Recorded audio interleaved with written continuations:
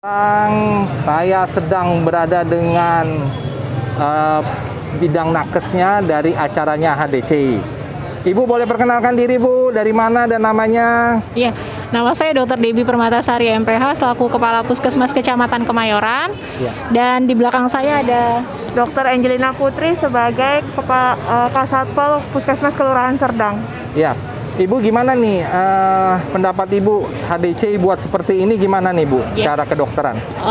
Alhamdulillah, terima kasih untuk HDCI, suatu komunitas yang baik sekali bisa membantu kami, terutama pada saat tenaga kesehatan kami banyak sekali yang mengalami isolasi mandiri dan juga banyak yang sedang kena COVID. Jadi di sini HDCI membantu tenaga kesehatan, ada 4 dokter dan juga 3 perawat, dan alhamdulillah animo masyarakat serta anak-anak usia 12 sampai 19 tahun itu luar biasa, cukup banyak yang datang ke lokasi vaksinasi di SMK 54. Saya bersama Dr. Angel. Dr. Angel adalah PIC di acara ini. Silakan Dr. Angel. Boleh. Hari ini terima kasih sebelumnya untuk HDCI dalam membantu kami untuk vaksinasi para siswa di lingkungan sekolah, lingkungan Kelurahan Serdang. Ya. Hari ini target 490-an dibagi menjadi 3 kloter. Kami mendapat bantuan 4 dokter dan 4 perawat dari PPNI. Sampai sejauh ini sih masih berjalan lancar, menghindari kerumunan, dan semuanya mudah-mudahan berjalan lancar sampai nanti pada akhirnya. Oke, Ibu Dokter, saya mau nanya, Bu, gimana ini Ibu supaya nakes nggak berjatuhan nih? Kan saya dengar berjatuhan banyak ya. Gimana caranya, Bu? Iya. Menurut Ibu? Pada saat ledakan kemarin kami ada 55 yang isolasi mandiri. Alhamdulillah sekarang tinggal 7 orang yang isolasi mandiri.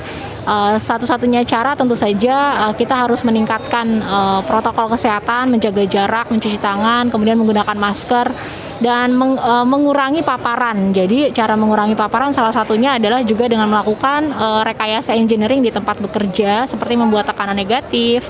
Dan salah satu yang lain adalah ya seperti ini, vaksinasi.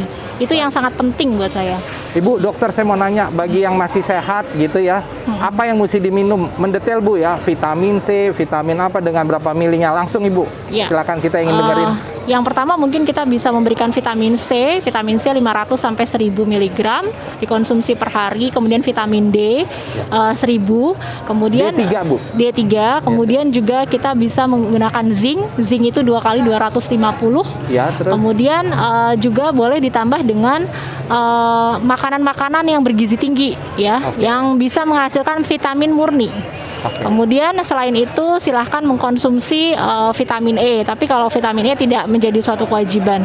Yang paling harus dilakukan adalah selain makanan itu kita mengkonsumsi makanan ataupun lauk pauk yang berprotein tinggi. Seperti apa, Bu? Coba langsung. Ayam, Oke. kemudian ikan laut, telur. Ya. Kenapa? Karena proteinlah yang membentuk antibodi. Oke, mantep ini. Iya. Terus kalau sayuran, bayam atau apa menurut Ibu gimana? Itu juga sama. Jadi sayur-sayuran yang berwarna hijau itu terutama untuk membentuk sel darah merah, sehingga pada saat ada kerusakan daripada antibodi kita, tubuh kita tidak mengalami kekurangan oksigen yang terlalu banyak, karena besi itu juga mampu meningkatkan oksigenasi daripada jaringan.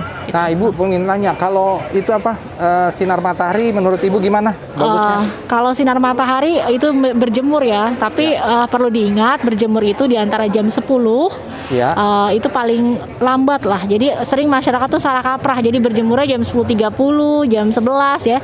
Jadi sinar mataharinya malah sudah mengandung banyak UV yang cukup berbahaya. Oke, Jadi jadi mestinya sebelum jam jam 10 ya? setengah 8 yang paling bagus itu sampai jam 10 gitu. Baik, Ibu Mengandung vitamin D3.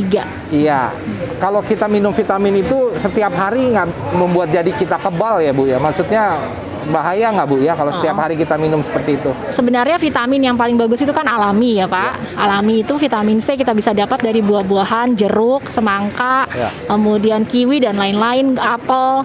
Nah, kalau kita memang mau mengkonsumsi vitamin C, mungkin saya rasa kalau kita dalam kondisi sehat cukup 250 sampai 500. Tapi begitu kita ada gejala ke arah COVID ataupun flu, silahkan ditambahkan sampai 1000. Kemudian untuk vitamin D silahkan dikonsumsi tiap hari. Kalau kita kurang yakin bahwa kita memang jarang berjemur, kemudian kita juga aktivitasnya banyak di dalam AC, silahkan. Tapi saran saya vitamin yang paling baik memang berasal alami dari sekitar kita. Kemudian kalau dikonsumsi terus-terusan kira-kira merusak ginjal enggak? Ya selama masih dalam batasan-batasan normal saya rasa tidak gitu Pak. Batasan normal tuh 1 bulan, 2 bulan, 3 bulan terus-terusan nggak apa-apa ya? Selama 1 bulan silahkan. Kemudian vitamin tadi seperti saya bilang kalau sehat mungkin vitamin C-nya cukup 500 mg. Kemudian vitamin D-nya kan ada yang sediaan 1000, ada yang sediaan 500. Silahkan kalau mau vitamin D3-nya saya merasa saya sering berjemur ya 500 misalnya seperti itu.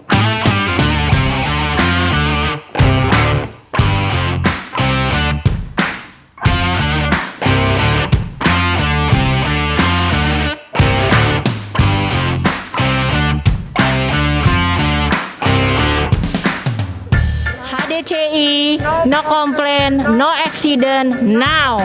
Mantap.